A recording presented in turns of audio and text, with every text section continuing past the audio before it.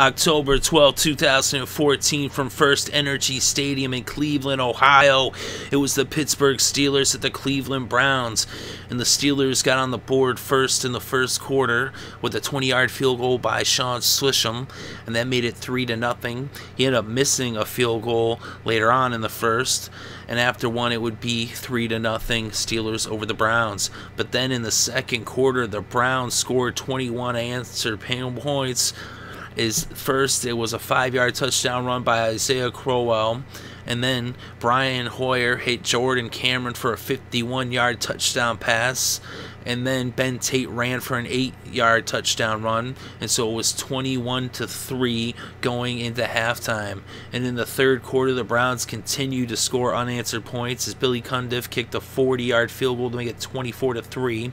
And then in the fourth quarter, Ben Tate had a 1-yard touchdown run to cap off a 39-yard drive that lasted 4 minutes plus, and that made it 31-3 as the Browns were down 3-0, then scored 31 unanswered points before, with just 2.5 minutes left in the game, Lance Moore caught a 26-yard touchdown pass from Ben Roethlisberger to make it 31-10, but that would be it for the Steelers, and that was the final score as the Browns win by 3 touchdowns, and the Browns improved their record to 3-2 on the season, and the Steelers are now 3-3. And in this game, Brian Hoyer was 8 for 17 with 217 passing yards and a touchdown.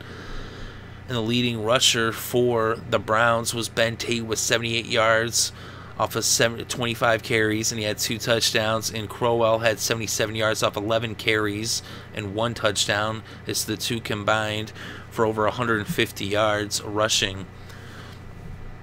Le'Veon Bell had 82 rushing yards off of 18 carries, and Ben Roethlisberger was 21 for 42 with 228 passing yards, 1 touchdown, and 1 interception.